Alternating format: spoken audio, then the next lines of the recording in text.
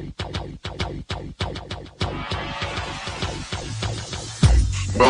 to the Odds Breakers, number one place for shared, sharp betting information.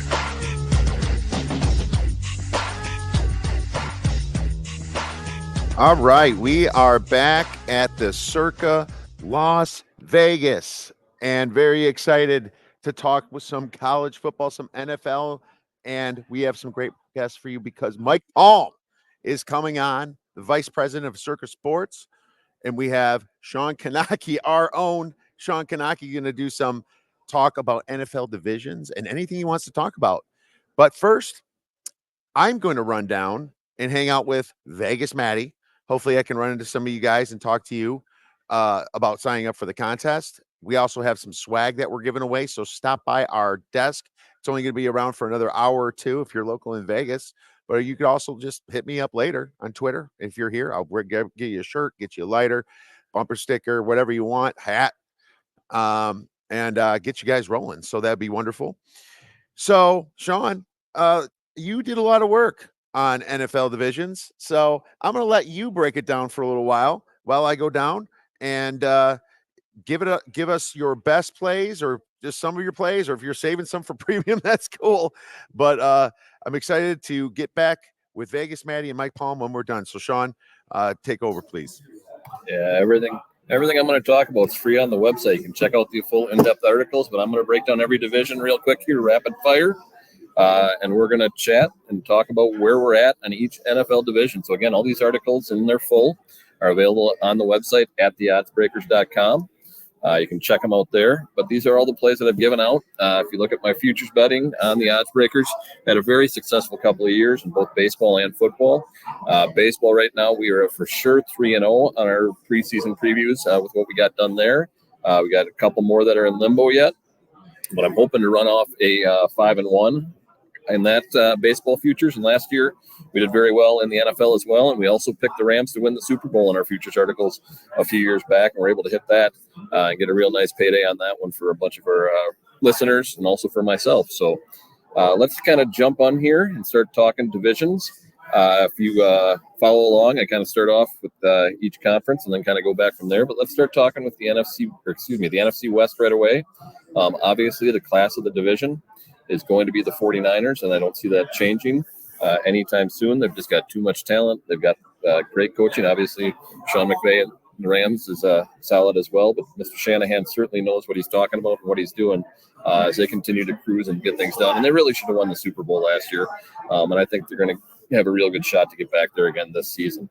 Obviously Brock Purdy hasn't quite proven himself in big games yet. We got him at the Super Bowl, but I don't think he's fully developed yet. I think he's going to get better as we continue to see things go along.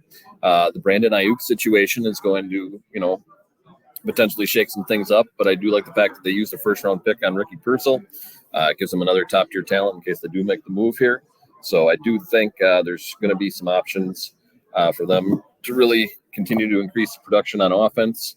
On defense, they got rid of their defensive coordinator, Steve Wilkes, right away. They allowed the third fewest points in the NFL, but it was still a step back from where they were in 2022 with the top unit. They promoted Nick Sorensen from within. So they've got that change up that might shake things up on the defense a little bit, but I think the talent level is still high enough on the defense in order for them to certainly repeat in the division. I would expect them to go 5-1 or 4-2 at worst in this division. They should get Dre Greenlaw back from a Super Bowl Achilles injury. That's going to play a big deal for them as well. If they can get him back right away, I think that will certainly only help what they're going to be able to do. So division overall better with the Cardinals. I'll touch on them in a minute, but I think the 49ers should still glide to their third straight NFC West title. Last year with the Rams, I was one of the few people in the industry that thought they were going to really go by that 6.5 win total with ease. Obviously, Cooper Kupp being injured really hurt early on, but Puka Nacua coming around and showing that he's got stuff gives them another option. So now with both of them healthy, they're going to be off and running again with the offense. Kyron Williams, breakout campaign, certainly behind an improved offensive line this season as they add Pro guard Jonah Jackson to the mix. I think they will be solid on offense. Defensively, obviously, the big loss is Aaron Donald going into retirement. It's a big locker room figure, also a big body, hard to hard to change stuff up as much as he was double teamed inside, freeing up other players. But they did invest in that defensive line right away in the pass rush. They got both guys from Florida State, Jared Verse and Braden Fisk. They're going to bolster that line right away. Kobe Turner was a breakout player next to Aaron Donald on the interior of that line last year. I certainly think he's going to be able to produce again, but he may see a few more of those double teams that Aaron Donald got in the past. So we'll see how that shakes out.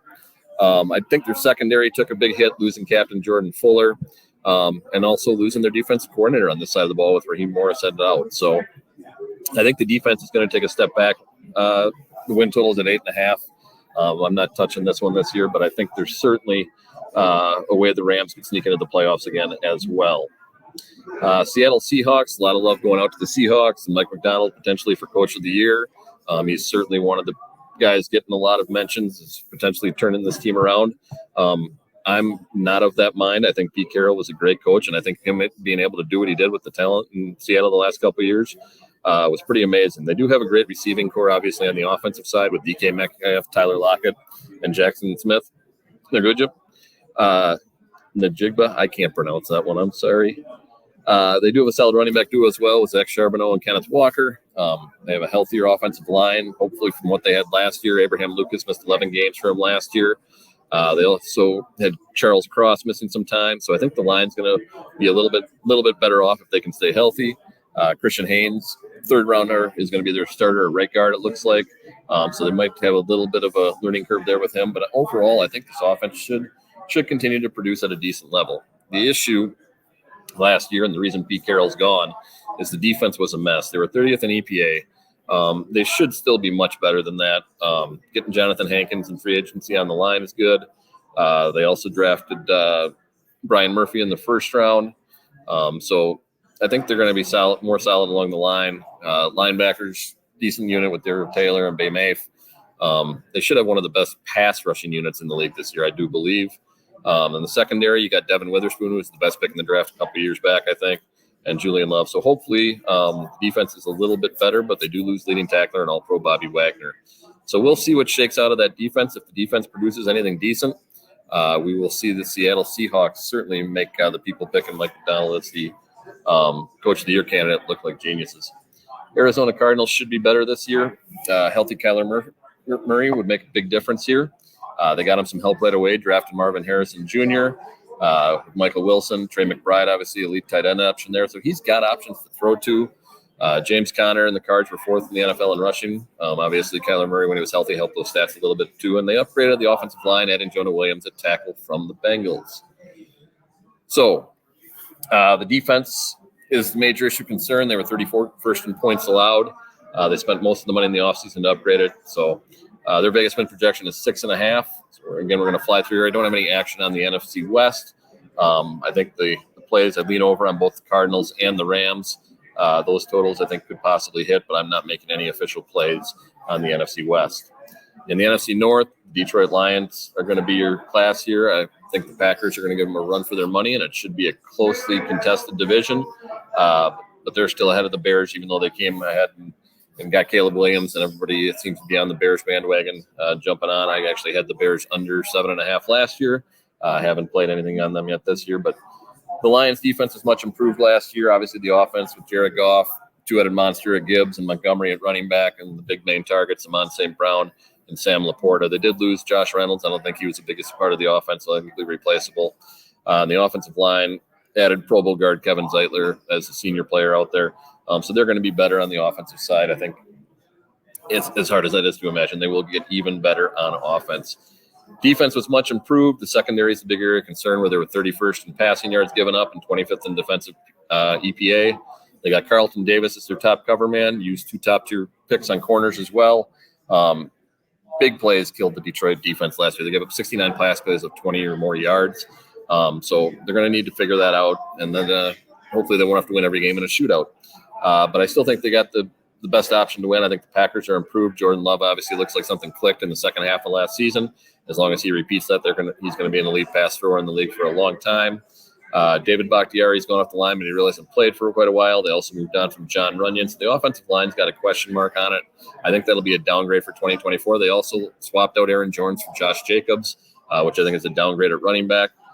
Jacobs seems to obviously be real great in the running game, but Jones was an elite pass catcher as well. So we'll see. The group of wide receivers is young. There's nobody that really jumps off the page, but Jordan Love seems to have rapport with every one of them, which goes over really well. Issues for the Packers, much like the Lions, are on the defensive side of the ball. And they bring in Jeff Hafley as a defensive coordinator coming over from college in Boston College. And they're switching the scheme from a 3-4 to a 4-3, where Kenny Clark was the cog in that middle. I'm not crazy about this. I think Green Bay's 3-4 last year was solid. They just didn't seem to be able to get as much help on the back end. Rashawn Gary should be great off the edge. They need to take Devontae Wyatt or Luke Van Ness and get one of those guys straightened out a little bit, get a little bit more pressure out of one of them. The secondary, they got some questions. They signed Xavier McKinney at safety. Jair Alexander hasn't been great as hoped in the last couple of years. He's still an elite corner, but he certainly has some locker room problems, and he certainly has gotten burned on the field a couple times too. So we'll see the questions in the secondary there with 3 safeties that they drafted. We'll see what shakes out there. I still think the Lions are going to be a step ahead of them. All the Bears fans loving out there, sorry, I don't think it's going to be their year quite yet. Caleb Williams is going to be the real deal. If you watch him out on the field, the way he carries himself, the way he can make the throws, I think he's going to be an elite NFL quarterback. I think they finally got the quarterback right in Chicago. Just might take a year to figure things out. They got DJ Moore. They brought in Keenan Allen. They drafted Rome Odunze in the first round, who was the nation leader in receiving yards last year at Washington. DeAndre Swift upgrades the running back spot. Still got Cole Kmet at tight end. They're going to certainly score more points than they have the last, 2 decades. But we'll see where they get the sack totals that they gave up last year with Justin Fields, maybe because he was holding the ball too long. We'll see. But the offensive line did certainly allow a lot of pressure. On defense, Montez Sweat coming over midseason was the huge improvement there. We'll see where they shake out. I love the elite core of linebackers with DJ and Tremaine Edwards out there. Jalen Johnson champions the secondary, which is improved but still below average. They added a couple safeties, including Jonathan Owens from the Packers. If you know Simone Biles, obviously from the Olympics, she was wearing a Packers jacket at the preseason game in Chicago the other week. That went over real well. But I love Caleb Williams. I think they'll get there. The Vegas win projection this year is up to 8.5 and a juice to the over. So good things coming in Chicago, but I don't think we're quite there yet.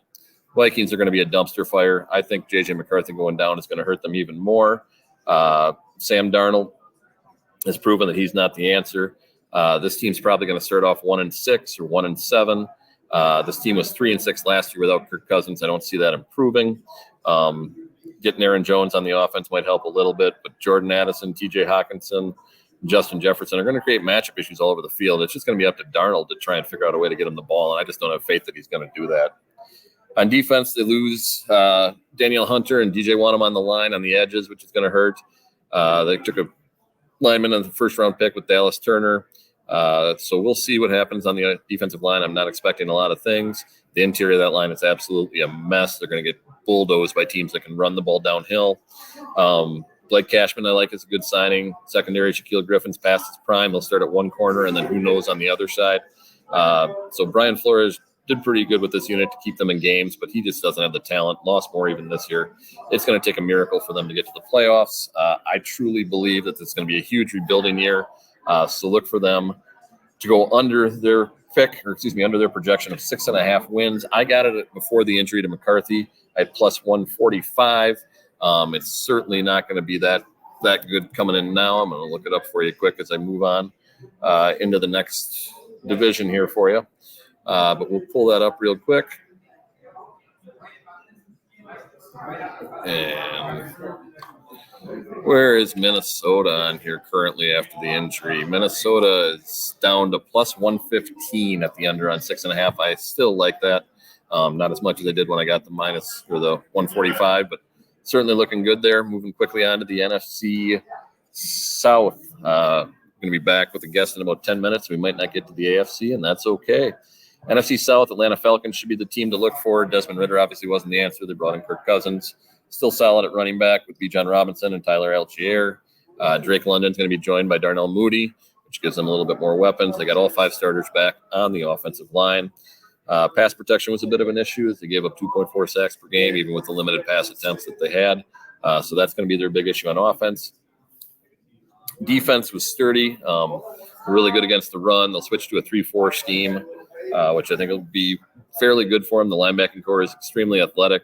They get Trey Anderson back from injury. So they should be solid up in front seven, stopping the run. The secondary is a little bit of a work in progress. I do believe that one or two spots are solidified with A.J. Terrell at one of the corner spots, Jesse Bates at safety. And then kind of we'll see on that. But they've got the easiest schedule in the league now for the second year in a row, which is absolutely amazing. Kirk Cousins should get them a few more games.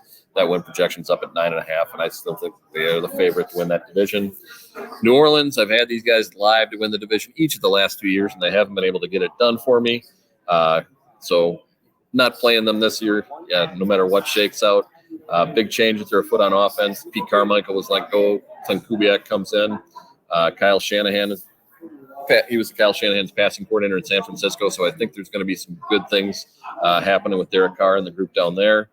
They didn't have any rushes of more than 20 yards on this offense last year outside of Taysom Hill's designed running attacks. So they need to figure out something with the running game, get some things going on the ground to take some pressure off Derek Carr and the throwers.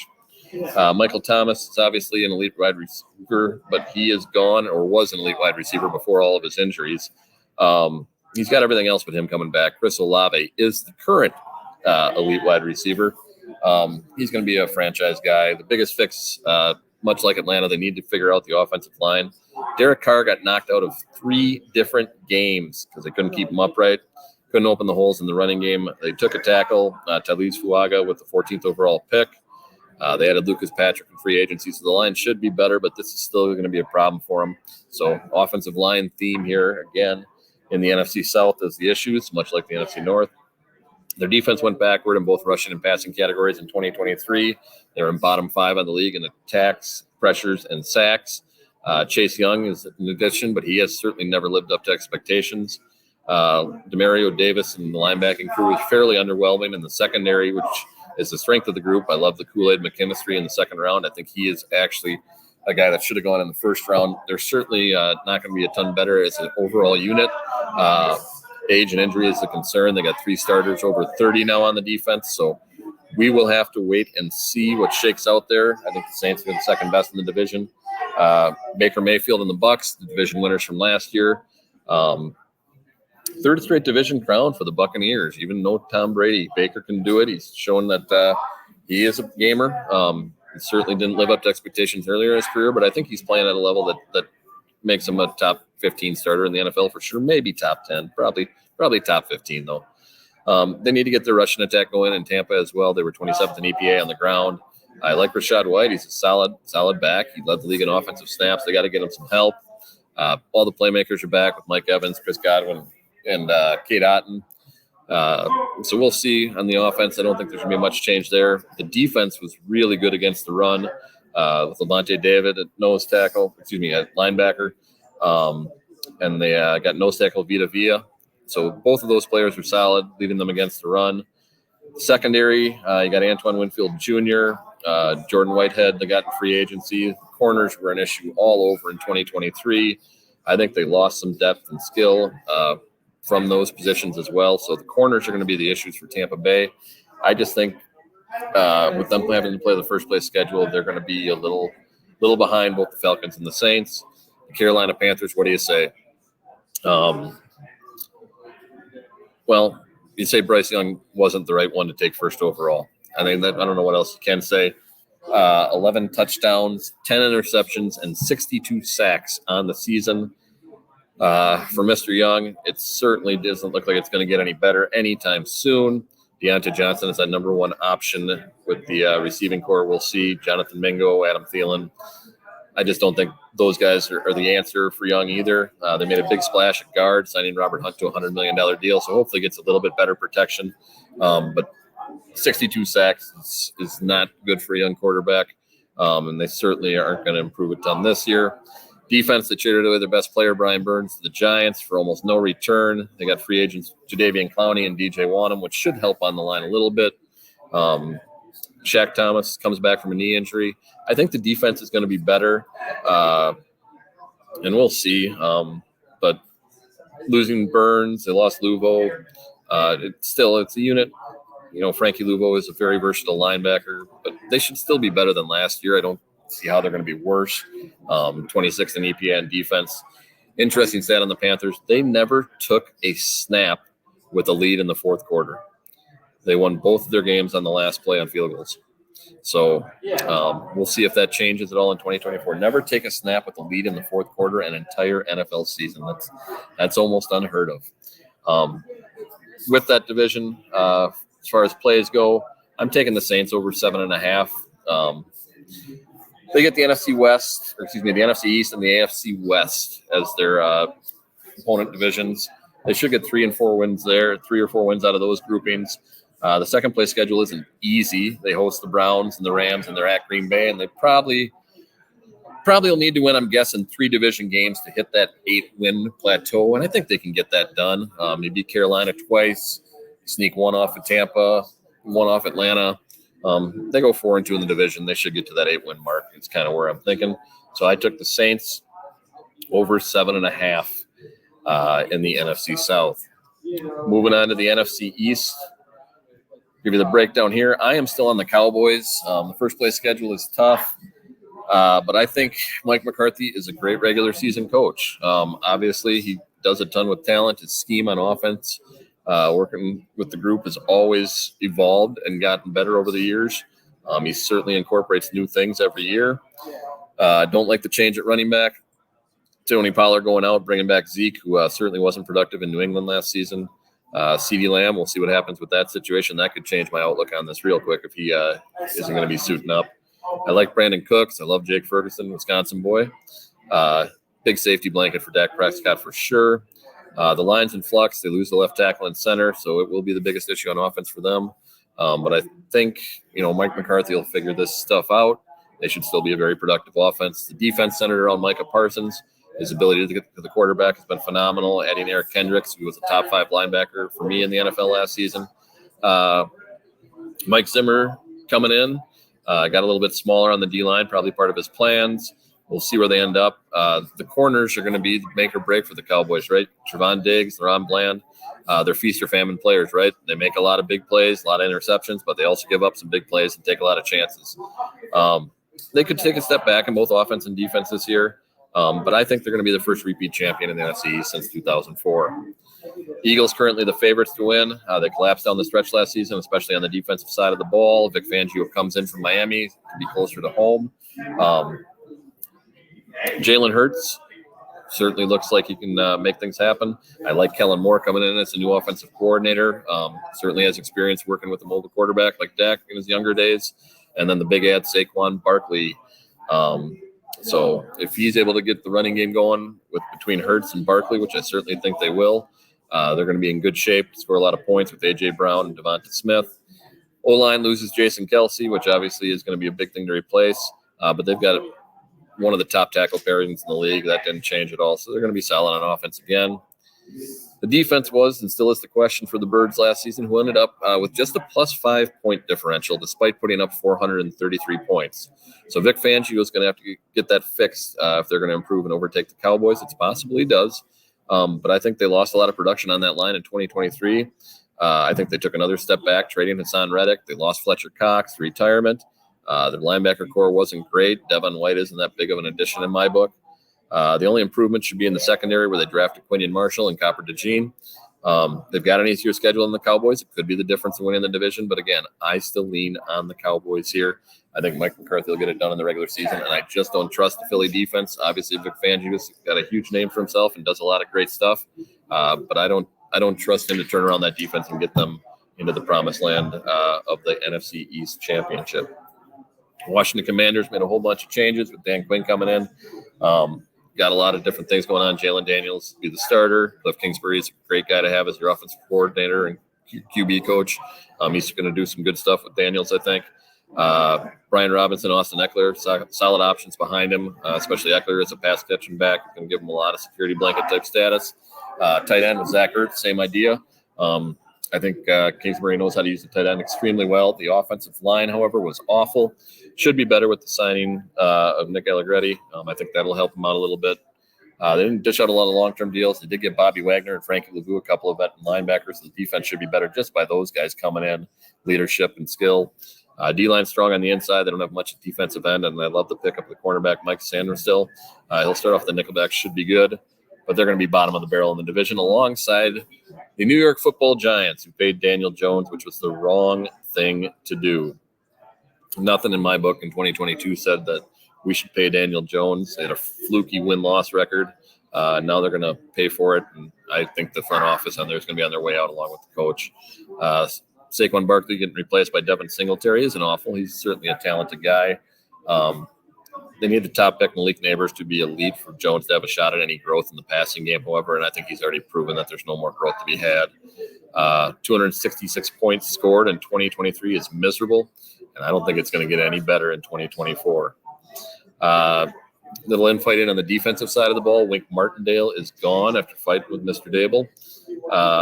Wink was always well-liked by his players everywhere he's been. They did make one big splash grab in Brian Burns, the aforementioned, on the defensive line. Their pass rush is actually decent with the front seven.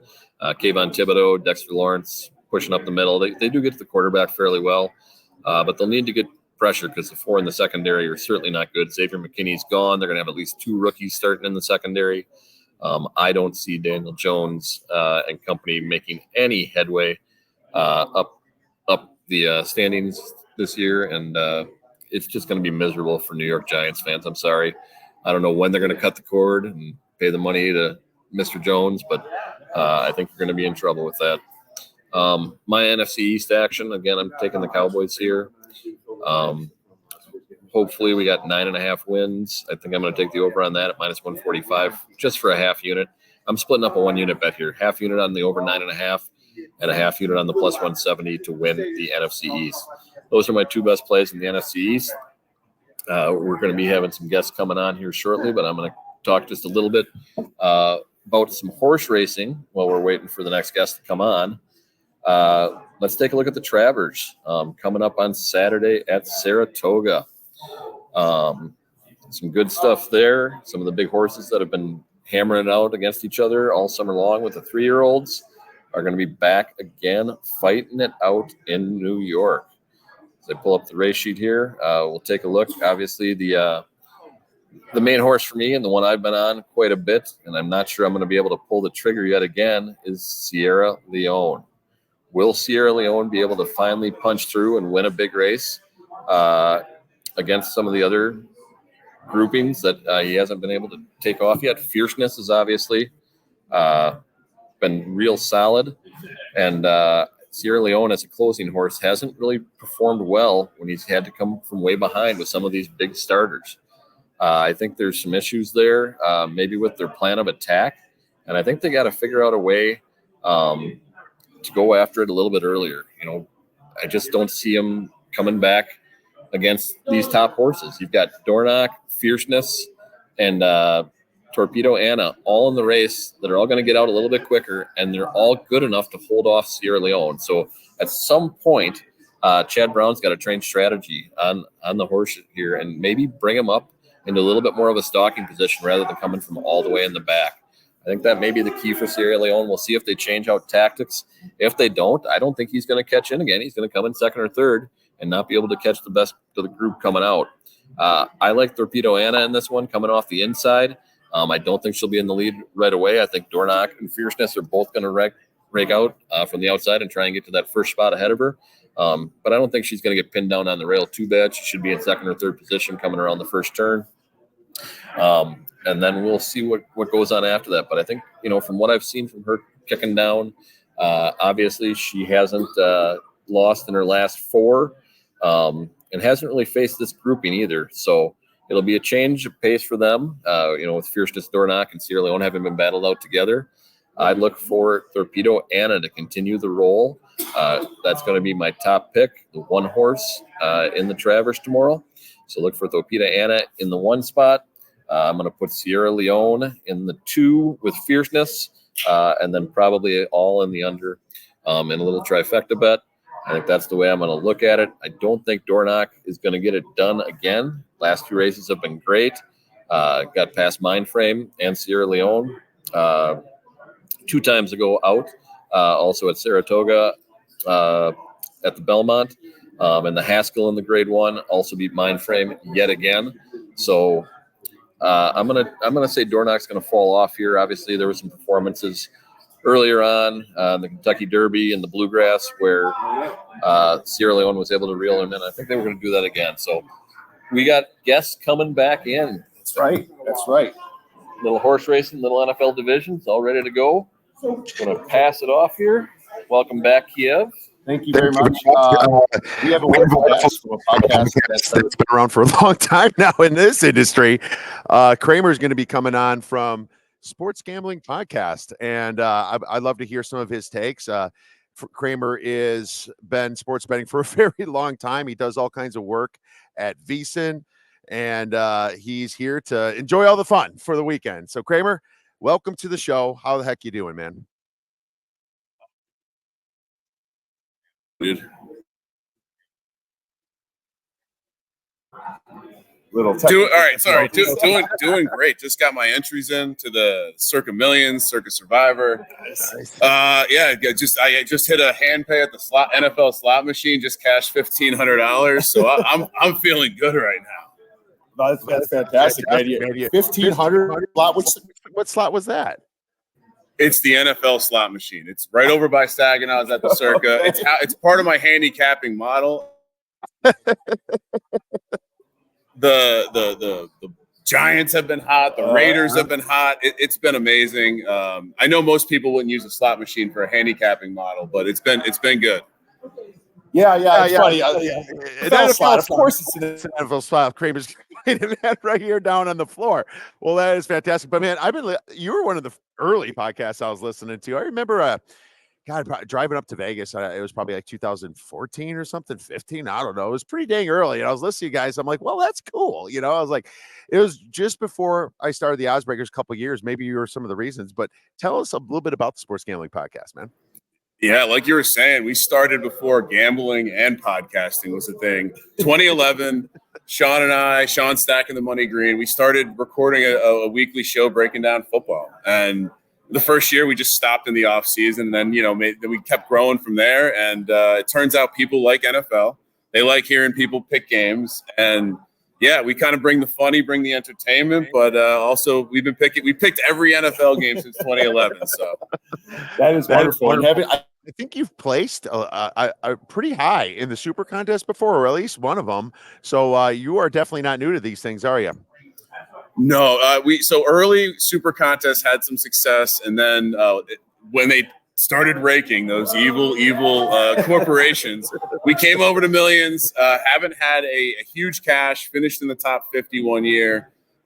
Survivor got to Thanksgiving one week, but yeah, this is our year. This is our year. This is our year, baby. That's all I feel too. This is our year. Well, man, there's a big overlay. It looks like we have 2,615 in Millions. I mean, dude, that just makes it easier on us. It makes it better on us because, more ways to win. There's nothing better than when you come to the Circa, they present the overlay screen everywhere you can see. And it's just like, well, why wouldn't I enter? I'm getting this, I'm getting like a 1.5 to 1 on my money right now. And if you have the privilege to come out here, get a chance to hang out with Derek Stevens, one of the funniest things to do is sit with him at the bar and have a drink while they're still in overlay. He's sweating it like a bet. He's sweating it like you and I sweat out our Sunday card. So, I couldn't imagine, but we know they're going to get home. They get home every year. Still we got about $7.5 million to get home in both contests, but let's go. Yeah. When I asked Derek a little earlier, I think I hit a bad note with him. I saw his face and I was like, oh man,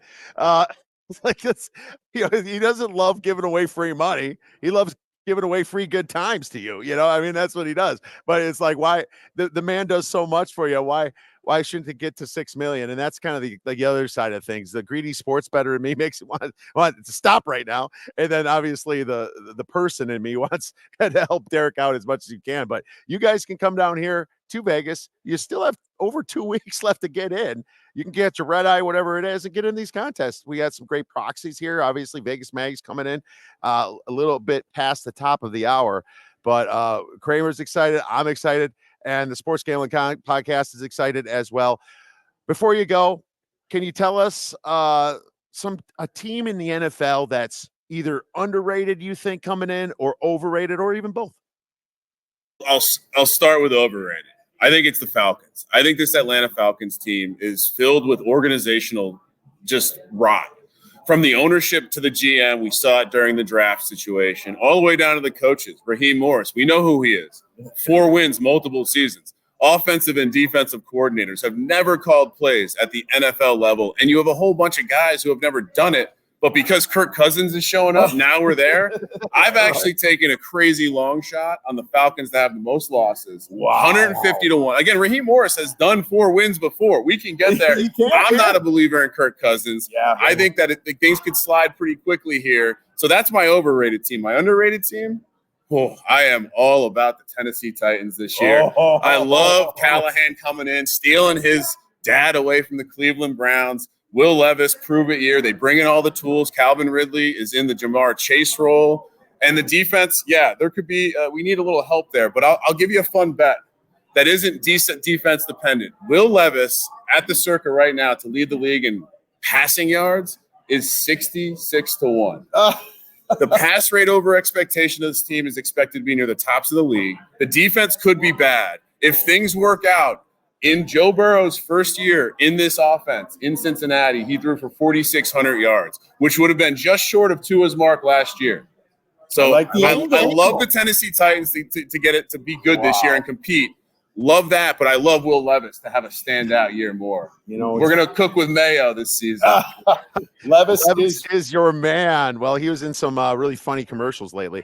I think it's I'm not high on the Titans. I'm not going to lie, but I do like the case you made with the coach. And they did bring in some stud defenders, some stud corners and safeties, man. So you might have something there. It's funny.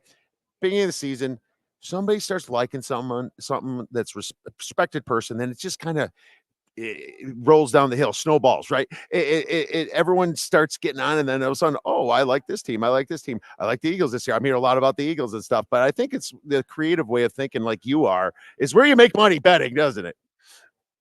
It's the long shot stuff too. One of the things I fancy, like a strength of mine, is diving into these longer shot future markets that you see all this variance from when they open to when they close. I'll give you a great example. Jared Goff was going off at 60 to 1 in the MVP market as early as a couple months ago.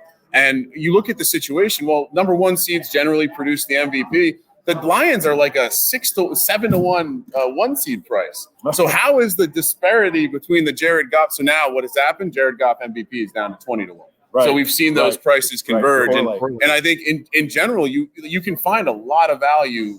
For the NFL, a very sharp market, the futures market's still pretty inefficient in the offseason. Kramer, you're awesome. Where can people find your great information and media?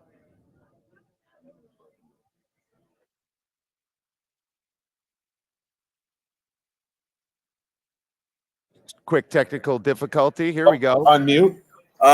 Sports Gambling Podcast, anywhere you listen to a podcast, sportsgamblingpodcast.com. And check us out on VSiN every Friday night live, 6 to 8 p.m. Pacific. Make sure you check out Sports Gambling because these guys are a ton of fun. We'll be talking soon, Kramer. Thanks a lot. We're going to go on break. We'll be back in 5 minutes with Mike Palm. If you're listening in podcast form, you can always fast forward it. We'll talk soon.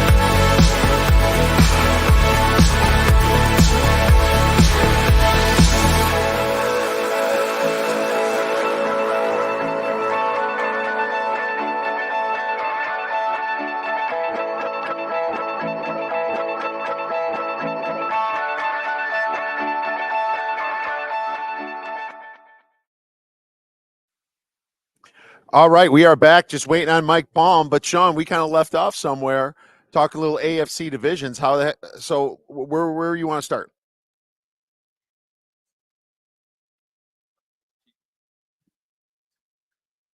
Uh-huh.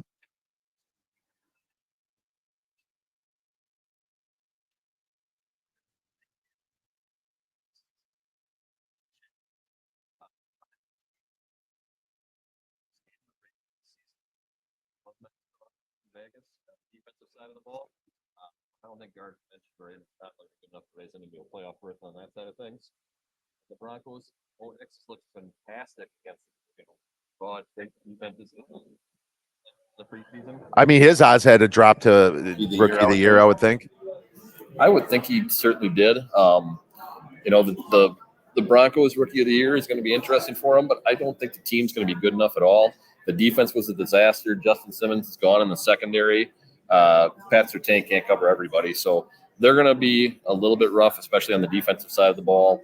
And I'm sorry, Russell Wilson wasn't great, but he still led them to 8 wins, even as garbage as he played in the first half of the season. I don't think Bo Nix is going to step in and get them to 8 wins in any way, shape, or form with that defense playing like it is. I don't think so either. But he certainly did put up some yards. And if he can do that, I mean, that's what you're looking for is like a number on that.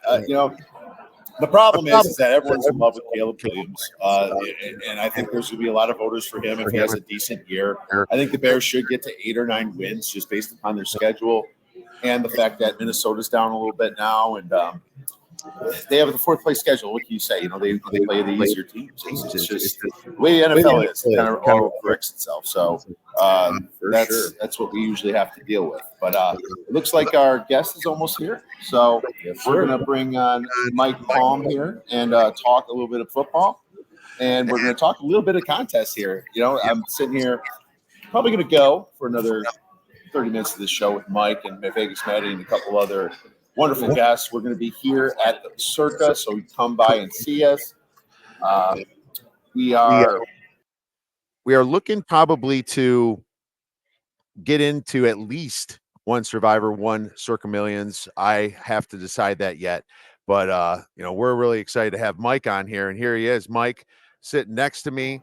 Mike Palm, Vice President of Circa Sports. How you doing, Mike? Great. Nice sitting with you at dinner last night. Yeah. Great couple hours at Bar Canada, and it rolls on today. This is one of the top 2 or 3 weekends of the year here. It's becoming. So it's my top weekend. I like it better than them all. I'm sorry, the way you guys take care of us, the amount of hospitality, the excitement of just watching the numbers and the overlays. You still get a little college football. You get a little week 0. You got the NFL preseason, which I love to bet the preseason, all information based. Coaching motivations and things like that. But, I'm a big college football guy. How much do you watch college football, Mike? Are you mostly NFL? Or No, I enjoy Saturdays more than Sunday. I think the NFL's tough. Okay. I'll be honest with you from a better perspective. and I like to bet, obviously. I think college football is more beatable to me, because there's more talent disparities. The NFL, these numbers are so sharp. It's the most liquid market in the world. How many times do you think an NFL line is off? There's the massive amount of money that goes into a market makes the line so very, very sharp. And totals even. I used to think, 10, 12 years ago, you could beat totals a little bit in the NFL. I don't even stick my toe in that water much anymore. We got two landmines coming up for Circa Sports tomorrow. I mean, we need Florida State. They bet. Wake all the way down. 11's a terrible landing spot, and then we can get middled in this SMU Nevada game too. If it lands 24, we lose all the money. But really interesting. I mean, we're just starting. We got 2. We get the whole. Like 2 spots already.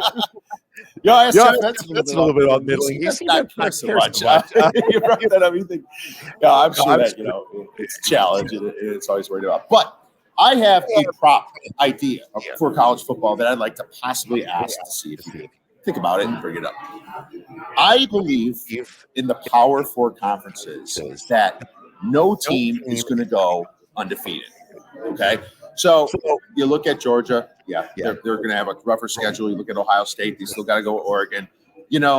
I feel that because there's 12 teams in the playoffs now, they're not going to feel that pressure to go undefeated. And there's going to be some letdown games. I feel that's going to change the landscaping of it. But who knows? I mean, usually you do get an undefeated team.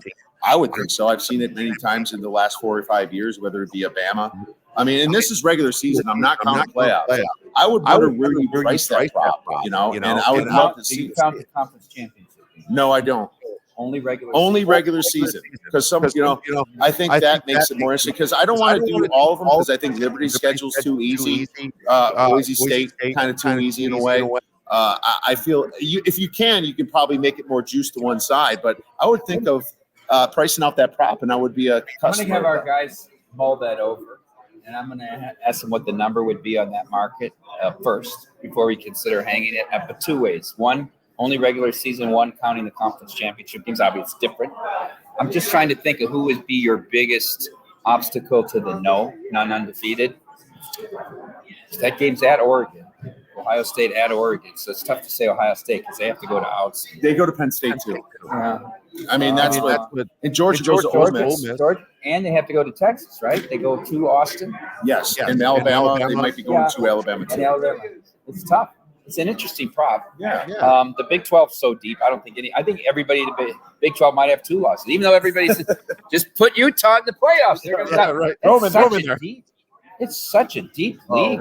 They're going to beat each other up. They probably will only get one bid because they're all going to have 2, 3, 4 losses. It's interesting. That's a great prop, actually. Well, thank you. Think about that. Awesome. Maybe you can give me a little credit for it. Oh, absolutely. I'm gonna when we go to lunch, I'm gonna have Chris Bennett and the guys that make the college football numbers try to give them a few hours to price what they would hang that at. Oh, dude, that would be so wonderful. Please let me know, and I will try to get as many bets down on that thing from all of our listeners and all of our friends here, because we're here all weekend, man. But we're talking about circus guys. You guys just put on a wonderful show for us, man. What does this weekend mean to you as the vice president of Circus Sports? Well, sitting here at the Galaxy Ballroom and seeing how this Radio Row is going. This is the 6th year of the Millions. So 6th year we've done contests. Circa opened in 2020, obviously, but really the 3rd year of trying to do a Radio Row. I mean, we've grown this thing from 6 or 7 to now over 50 when you consider all the radio stations and podcasts, right? So it's pretty amazing. It's like second to Super Bowl. Yeah. It's more than we get for March Madness. Yeah. It's pretty impressive. So that's fun, too. Yeah. To see same and new people, old friends and new friends every year. Last night was terrific. The Champions Dinner was a great idea by Derek a couple of years ago. And then hanging out at Barcan. I mean, we could stay there all night talking to people. Stadium Swim Day today. And then we're going to do this blackjack shootout, new thing this year tonight. Then, of course, so anybody that put 3 or more entries in between 8 a.m. yesterday and 4 p.m. today gets a raffle ticket. Okay. We're going to take that. It's in the book right now. We're take that barrel up to high limit blackjack. Second floor here. At 5 o'clock, we're going to draw 5 until we get 5 people. Must be present. We're going to play a single table blackjack shootout. Everybody gets 5,000 chips. We'll play 21 hands. We'll count up your chips. The guy with the most chips gets a $3,000 Super Bowl future. And on down the line, second is $2,500, third's $1,500. Wow! Super Bowl future. And the guy that has the lowest chips still gets a $1,000 Super Bowl future. So we're giving away 10,000 in Super Bowl futures to our contest players this weekend. And then, of course, tomorrow's my baby, the panel. I'm excited. Yes. I'm excited for the panel. Me too. Jamie Pileggi that works for Circus Sports, he's going to be the breakout star. He's a good-looking young kid from Pennsylvania, does all our props in the NFL. Jeff Erickson from RotoWire. So it has a fantasy tilt to it, a prop tilt. Yep. Both those guys specialize in that. I love that. Frank Schwab's terrific from Yahoo Sports, the senior NFL writer. And then we got Willis McGahee. Doctor cleared him. No ACL issues. He's going to be no ACL. I want to know how he holds his head high knowing he was a product of the Tim Tebow offense. He was the recipient of bust some balls a little bit. He certainly was. Right?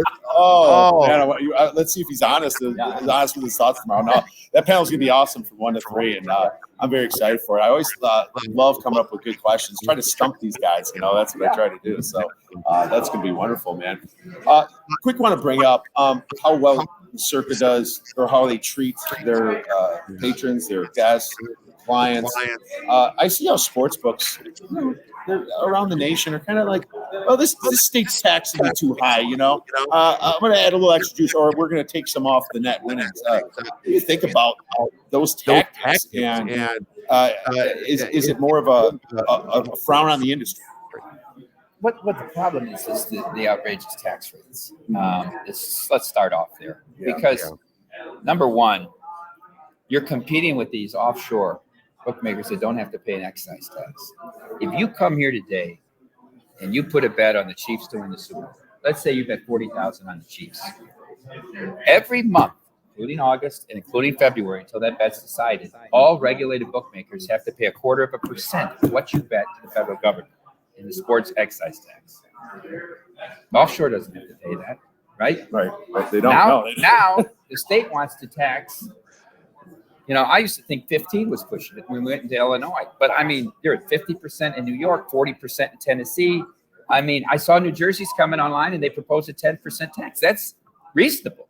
That's business friendly, but people are resorting to things. If you're booking baseball and that's another 0.25% of your baseball right goes to Major League Baseball to sponsor a Major League Baseball. I mean, there's so many taxes that go on top of our model, which is low hold anyhow, right? Give you the best odds. It's really tough. So, I mean, obviously, DraftKings backed off from their surcharge in those high tax states. I think when FanDuel said they weren't going to do it, they saw the light. But I get it. I get what they're talking about, and they have a model where they're holding 4 times what we hold. Right. So we have to be very particular about where we end up in states just because of that. The cost of doing business in certain states, we couldn't win. I think that's absolutely ridiculous. Bad for business. It's not taxing gasoline, guys. It's not taxing cigarettes. It's not alcohol tax. It doesn't work like that. It's how ignorant some of these politicians are to make rules on something that is literally has a set rate and only a big effect. It's like, yes, let's make sports betting legal, but let's tax it so it's unfeasible so nobody freaking does it. That drives me nuts. I'm very passionate about that, as you can see. Well, let's talk a little bit more about Circle and the contest here. What makes them unique to other contests, and where do you see the future of it? I think the guarantees is what started it off as making. Derek put up his money, and we're going to be short in the millions again this year. He's going to have to kick in somewhere between 750,000 and $1 million to get to the guarantee. So we'll blow through Survivor again. We were the first ones not to take a rate, 100% payback, right? And I think that attracted us and got our name into the market 6 years ago when we started doing it. I know nobody thought that we could overtake the Westgate in 2 years, and it happened. I thought it would be 3 or 4 years, but Vinny Mayulo from South Point and my partner Amal Shaw both said in year 2, Mike, the format of your contest and how much Derek promotes it and markets it, it will, and it's continued to grow. I think it's terrific. If you're going to invest a couple $1,000s into the NFL during the course of the year, why don't you take a trip to Vegas and do it in a contest where you have a shot to become a millionaire? Yeah, why not? Right? I'm gonna spend $50 a week, $100 a week. Yeah. Okay. Put it in a contest. Yeah. The millions, you get action the whole year long. Yep. Now you might be out in week 1 in Survivor, or you might pick up 4 million, 8 million, 12 million, right? It's more of a lottery, but it's a hell of a lot of fun along the way. And every week your ticket becomes more valuable. That's right. Implied value keeps going up. People start getting an implied value of 100,000 or more. Now you monetize. Yes. You can sell a piece of it. Someone's going to go in. They're going to want some say, but there's also valuation companies that can actually value it correctly. So they value it based on what teams you have left. Teams you've used, what the other opponents have. Right. It's become an industry upon itself, the secondary market in Survivor. But there's so many different ways to attack it. But the cleanest way is actually selling a piece of it. That's the cleanest way. That is. I agree. That's wonderful. Well, man, last question. How are the contest winners treated at the Circa? And what kind of, if I'm coming to visit Circa, I'm a person, and I place highly in the contest or I win, what can I expect in the future of the Circa? Yeah, we have a big wild card weekend. We have a big ceremony over at the D where everybody gets their ceremonial check. We celebrate, and then you get your cash as well. And then you become part of our family, right? You become a part of it. We talked about the winner champions dinner last night. Everybody in the top 10 in the millions, everybody that made it to the end of Survivor, and you actually become part of the family. That is awesome. And I talked to Derek about that too, man. That's the best part of it. That's how you guys treat people, is absolutely family. Mike, thank you so much for coming on. Really appreciate you breaking it down. We'll be seeing you. Enjoyed last night. Enjoy the rest of the week. I absolutely will. All right, my friends, that was Mike Palm. Make sure you follow him, and he is the vice president at Circus Sports. So Vegas Matty is coming up next, and he is ready to roll. I'm guessing got stuck in traffic. That's okay. I think everybody's getting stuck in traffic when it comes to driving in Vegas. Yeah, for some reason they wanted to start all the construction just immediately and not do it a little at a time. So I think that's what we all do with Matty. Thanks for coming back on, my friend. Of course. How the heck you doing? Good. So I signed up Musburger with the Westgate. Oh, you got to sign Musburger. Okay. Musburger. Sorry. Yeah, and then I just did a hit at the Sports, my hometown radio station. So I just I'm trying to pack as much stuff in as I can right now. Oh, I appreciate you having me on. Oh, dude, I appreciate you being back. You know, I love football contests and how you guys treat people over there. You guys give drink tickets away. You guys give hats and paraphernalia away. You guys swim if you want to get in there. Come see us, right? Stadium swim. You can get in that many places. Yeah. And my has it grown. It really has grown. But that's really cool that you just signed up names like that. You signed up a lot of big names, big people, former players that want to get in these contests. Tell us a little bit more about football contests and how you can bring fun to everybody around the world. Well, yeah, just in the participation and trying to take the stress out of it. Like it's kind of an interesting proposition. I'm sure like starting trying to find out about the football contest and who you're going to trust. And there's a lot of proxies in the game now, and some of them haven't been doing it as long as we have. Most of them, I should say, almost all of them. So it's our 16th year. We've got a reputation for just trying to provide the best service possible. We're available pretty much 24/7. That our support, if you can't get your picks in, you're having issues, we'll help you out. We try to stay pretty strict to our deadlines, but everyone's got issues that happen. I'm a couple minutes late here, how that goes. So there is a human element to all this, and you want to be able to have someone you can trust to put your picks in, and that's what we do at footballcontest.com. That's why we've been the best in the game. What year started? 2009. Yeah. So with the Super Contest way back then, the Super Contest I think was 328 entries back then. So that goes to show how far things have gone. And today I think they were up in the 550 range. So they've already got more than that this year. I know it's still a drop in the bucket compared to Circa, but they still have a very good contest there as well. Oh, absolutely, man. It's 2009. Who are you going to trust? The guy that started last year, the guy that started 3 years ago, or the guy that started in 2009? I think it makes an easy choice, I would think. But reach out to us at footballcontest.com, and we will try to hold your hand throughout the whole process, get you signed up. Tony's downstairs right now at the Circus Sportsbook in booth 5, trying to get people signed up. And 3:00, I'll be there from 9 to 3 tomorrow. Before I have a fantasy football draft tomorrow night. So it's crazy time here. And our hours are just increasing as it seems like the days go on. So you still got a couple of weeks to get out here. So if you haven't made your travel plans yet, book it today and reach out to us. You'll find out when we're available. And hopefully we can hook up. Hopefully you can hook up. There's an overlay, my man. There's a reason to come down here and sign up and have some fun. Why don't you talk about this overlay this year and how exciting that is for sports bettors, although it's a little bit tougher for the people guaranteed. Right. So the Circus Survivor, don't worry about that one. They're a little under 6,000 entries right now in that contest. They're going to hit the 10 million, which is 10,000 entries. Don't worry about it. They'll be 6,000 probably by the end of the day. And then who knows, maybe even 7,000 before the end of the weekend. So I expect that to be 11, 12,000 when all is said and done. You do the math on that, that's $11-12 million. Compared to the million, that's where they really needed some support from people. That's the pick 5 contest where you pick 5 games against the spread. They're going to be, probably double what they got right now. They'll hopefully get a little closer to that 6,000 that they need to guarantee the 6 million. Well, the 6 million is guaranteed, so don't worry about that. Yes. Derek has put that money up. Last year, I think the overlay was about 700,000.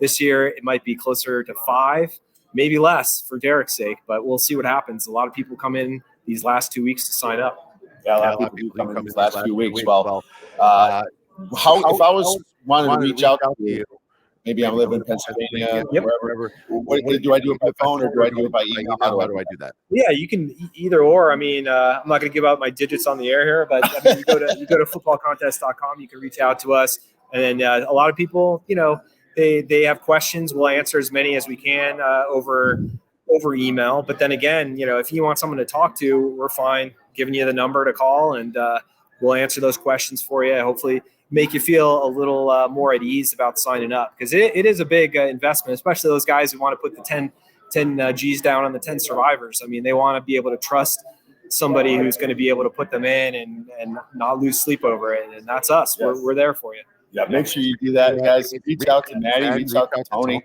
Come on out, get a red eye, whatever it takes. This is the best weekend in Vegas. Yeah, you got to start coming. And we're just going to party. So if you're local in Vegas and you can't, obviously you're not going to fly in now. If you're local in Vegas, I'm going to be here. Manny's going to be here. We're just going to go to the stadium. We're going to Stadium Swim. That's what I'm trying to say without stuttering. And we're going to probably go there in about an hour. After we get some lunch, we're going to hang out, get some sun, drink some brews, and enjoy the weekend. So everybody, thank you so much for listening to the show. I really appreciate all you guys out there. Footballcontest.com. Go there. Go to footballcontest.com and come to the Circa and party with us. We'll be talking soon. Thank you.